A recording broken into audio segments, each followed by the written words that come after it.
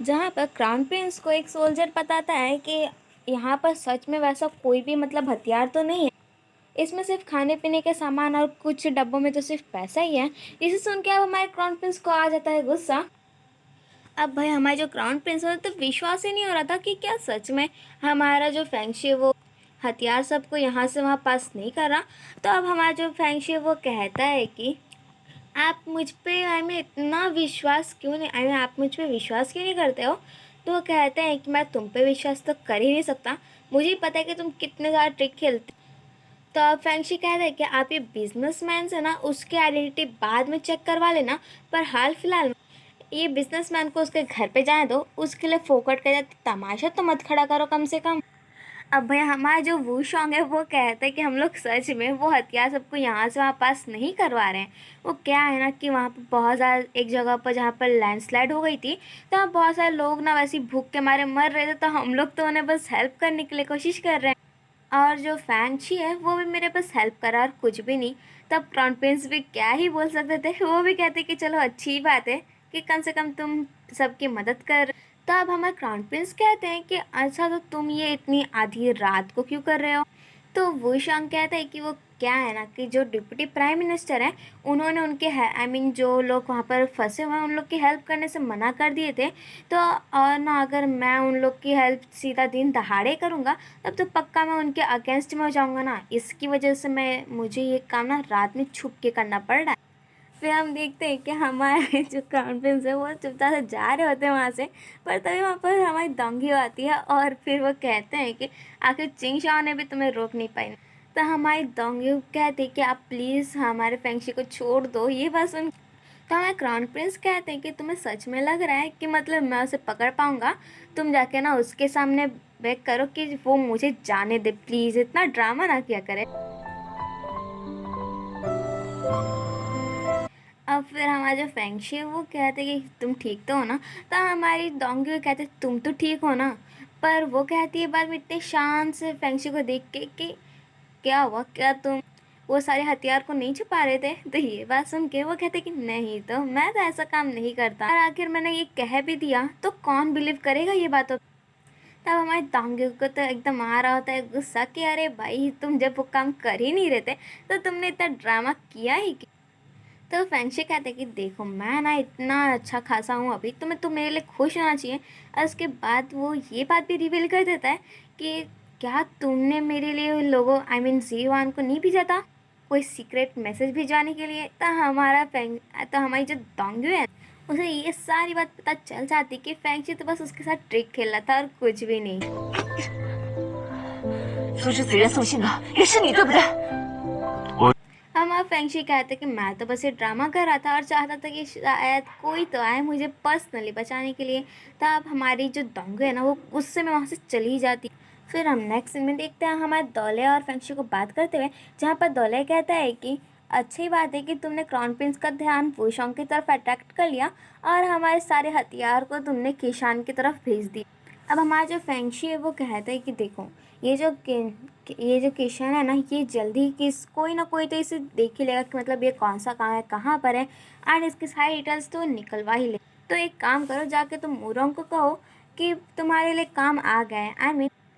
कि ना अब मतलब ये जो हथियार हैं वो सब अब वो वहाँ जो मुरोंग है वो वहाँ से ट्रांसफ़र करेगा कहीं पर। अब भाई फिर हम देखते हैं क्राउन प्रिंस और फेंगशी को जहाँ पर एम्पर के सामने, जहाँ पर वो एम्पर को ये बात पता चलती है कि हमारा जो क्राउन प्रिंस है ना वो तो फेल हो गया अपने मिशन में। तो वो क्या करते हैं ना कि एक काम करो कि तुम ना अब 3 साल तक तुम्हें कोई भी सैलरी नहीं मिलेगी और साथ ही अब तुम पॉलिटिक्स में भी पार्टिसिपेट नहीं कर सकते। ये बात सुन के तो अब भाई परफेक्ट यही बात होती है कि हमारे क्राउन प्रिंस को बहुत ज़्यादा सैड लग रहा होता है। कहाँ किसी को अच्छा लगे अगर कोई अचानक से इंटरेस्ट दिखाए और उसका सारे के सारे प्लान पे पानी फिर जाए। और अब ये सारी बात ना कैपिटल जनरल में भी पता चल जाती है और ये सब और सबको ऐसा लगता है कि हमारे फैंक्शी अब हमारे क्राउन प्रिंस से जीत गए। फिर हम देखते हैं हमारे दौले और जियोन को बात करते हुए, जहाँ पर हमारी जियोन कहती है कि क्या हुआ यार, हमारे फैंक्शी अभी तक आए क्यों नहीं, कितना टाइम लगेगा उन्हें बात करने में। दौले कहता है कि अरे फेंगशी ना एकदम आराम से बात करते हैं, तुम टेंशन मत लो। तो हमारी जीवान भी कहती है अच्छा तो उस दिन तुम ही थे ना जिसने मुझसे डोंगू का वो मैसेज छीन लिया था। तो ये बात सुन के हमारा दौलत तो कहते कि नहीं तो मैं वो नहीं था। तो जीवान ना उसे रीज़न बताती है क्योंकि उसने जो दवाई उसे दी थी तो उसकी स्मेल तो अभी भी उसके ऊपर थी ही। अब बेचारा एट लास्ट में यही कहता है कि हाँ वो मैं ही था, पर मैं क्या करूँ, मुझे फ्रेंडशिप की वजह से करना पड़ा। तो हमारी जो जीवान है वो भी कहती कि तुम्हें पता भी है क्या कि हमारी डोंगी कितना टेंशन में आ गई थी हमारे फ्रेंडशिप की। दलाई भी कहता है कि वो क्या है ना कि हमारा फ्रेंडशिप नहीं चाहता किसी को बताना, तो अब मैं ऐसे थोड़ी इसके अगेंस्ट जा सकता। तो फिर हमारी जीवान भी कहती है कि अच्छा ये जब दोनों एक दूसरे के बारे में इतना फिक्र करते हैं तभी भी एक दूसरे से छुपाते क्यों हैं, मुझे खुद समझ में नहीं आता। तलय कहता है कि देखो अभी कोई आ रहा है, अभी शांत रहो, कुछ बोलो मत।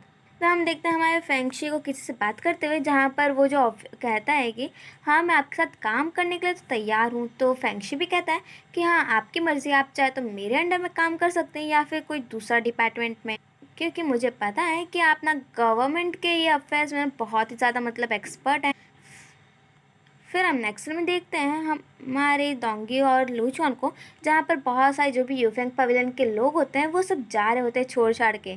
तो हमारी डोंगी रोकने की कोशिश भी करती है कि अरे यार तुम क्यों जा रहे हो, अब हमारे एम्परर ने या हमारे यूफेंग पवेलियन को बंद थोड़ी किया है।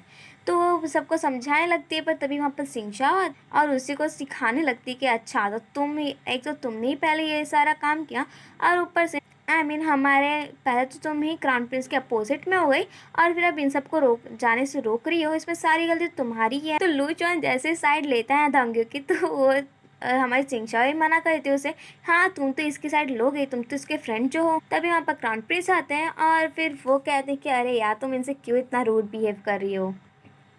तो अब हमारा क्राउन प्रिंस भी कहते हैं कि ठीक है आप सबको जाना है तो आप जा सकते हो और आपको बहुत ज़्यादा थैंक यू मेरे को इतने साल तक सपोर्ट करने के लिए। तो हमारी डोंगी कहती है कि कोई बात नहीं क्राउन प्रिंस, मैं ना आपके साथ ही यहाँ पर अब यूफेंग पवेलियन में रहूँगी। तो ये बात सुन के क्राउन प्रिंस भी खुश होते हैं और वहाँ पर जितने भी बाकी जो लोग होते हैं ना वो सब भी कहते हैं कि हाँ मैं तो आपके साथ ही रहने वाला हूँ। तो इससे तो हमारे क्राउन प्रिंस और भी ज़्यादा खुश हो जाते हैं।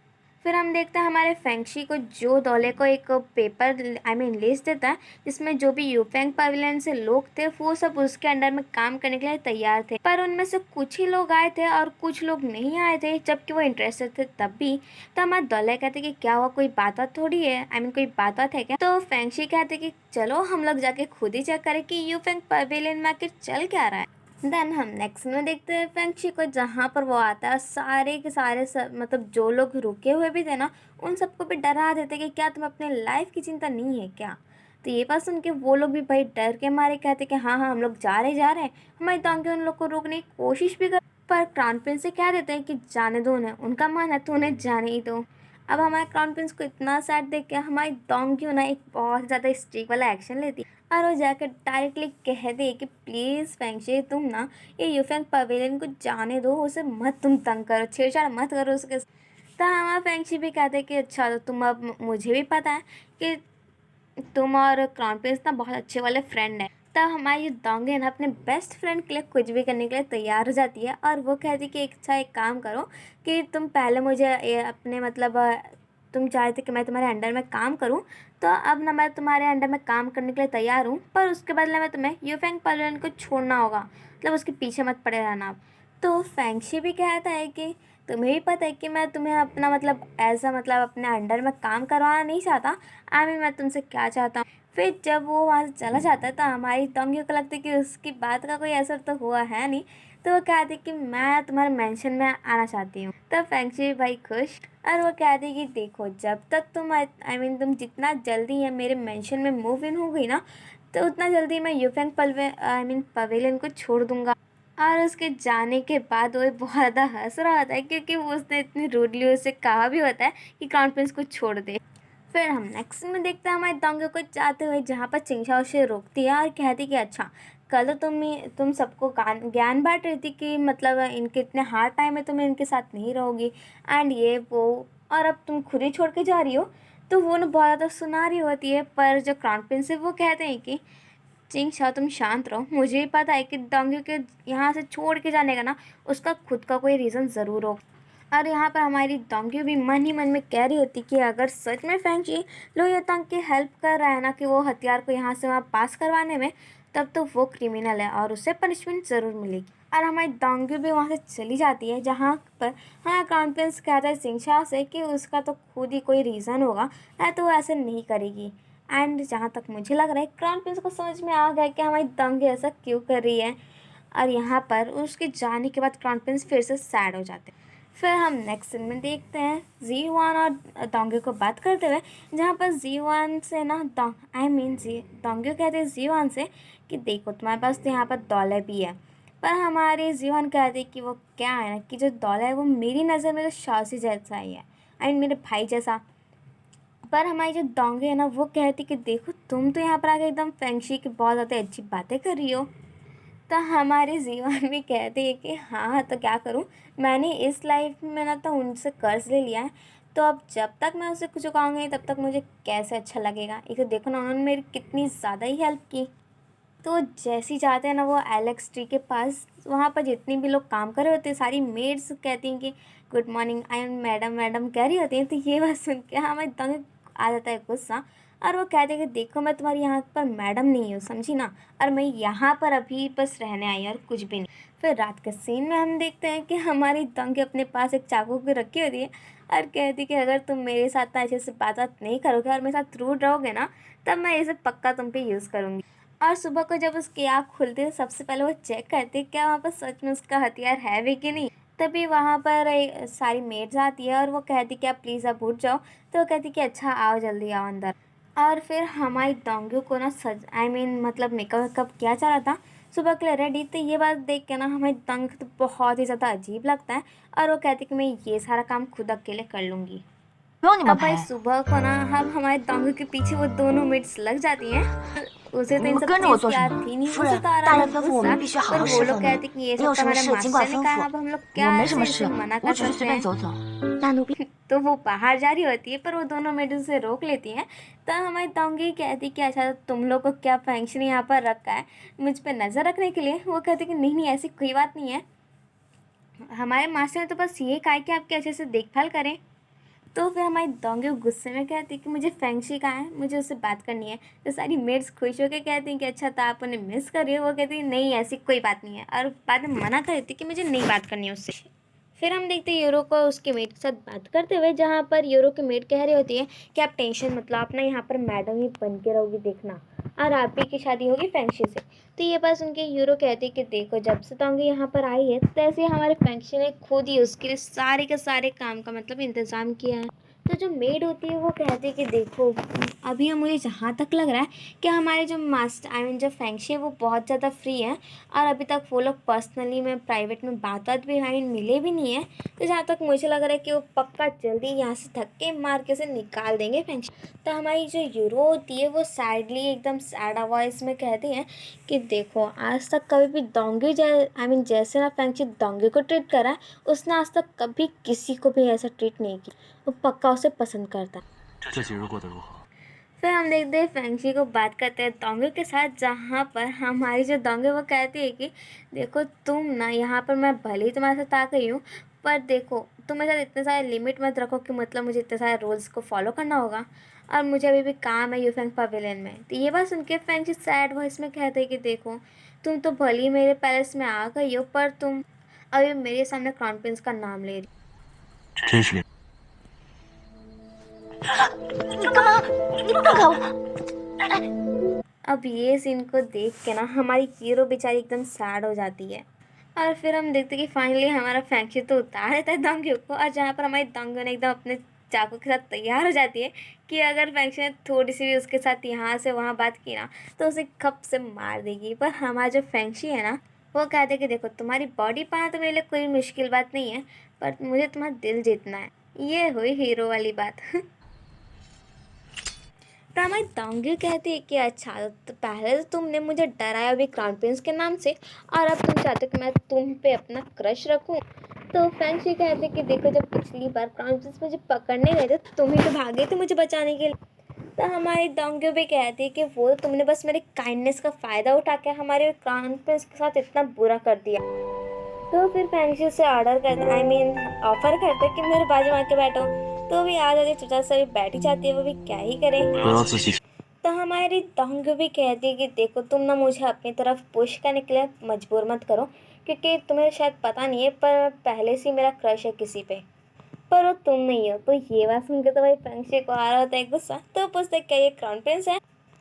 तो हमारी तांग्यो कहती कि नहीं वो क्राउन प्रिंस नहीं है, उसका नाम ना यूरो है, एंड वही जिसके साथ हमारी तांग्यो ने मतलब वो सारे पपेट शोज देखे थे वही। तो भाई अब ये बात हो जाती है हमारे फंक्शन के लिए सस्पेंस वाली। तो वो पूछते वो कौन है, वो कहाँ रहता है, तुम लोग कब एक दूसरे से मिले। तो हमारा फंक्शन कहता है हमारी दांगियों को कि देखो तुम वहाँ बैठी रहोगे तुम्हारी कमर अकड़ जाएगी, तुम लेट जाओ, ज़्यादा कंफर्टेबल फील करोगे। तो दांगियों कहते कि अब तुम्हें क्या चाहिए। तो हमारा फंक्शन कहते कि टेंशन मतलब मैं ऐसा कुछ करने वाला तो हूँ नहीं, क्योंकि मैं तो बस ये क्यूरियस जानने के लिए कि आखिर उसने तुम्हारा दिल कैसे जीत लिया। तो हमारी दांगी कहती कि देखो हीरो जो है ना वो पहले से ये वर्ल्ड से चला गया है, अगर तुम्हारे पास कितनी भी पावर क्यों ना हो पर तुम उसके साथ कुछ भी नहीं कर सकते। तो फैंक्सी कहते कि ये भले वो दुनिया में नहीं है पर तभी भी तुम तुम उसे पसंद करते हो, मतलब सच में तुम लोग ने एक दूसरे के साथ बहुत ही ज़्यादा एक्सपीरियंस किया। तो दांगियो कहती है हम लोग एक साथ बड़े हुए, पर अब यही बस एक ये बांसुरी है जो उसने मेरे लिए छोड़ी और कुछ भी नहीं है मेरे पास।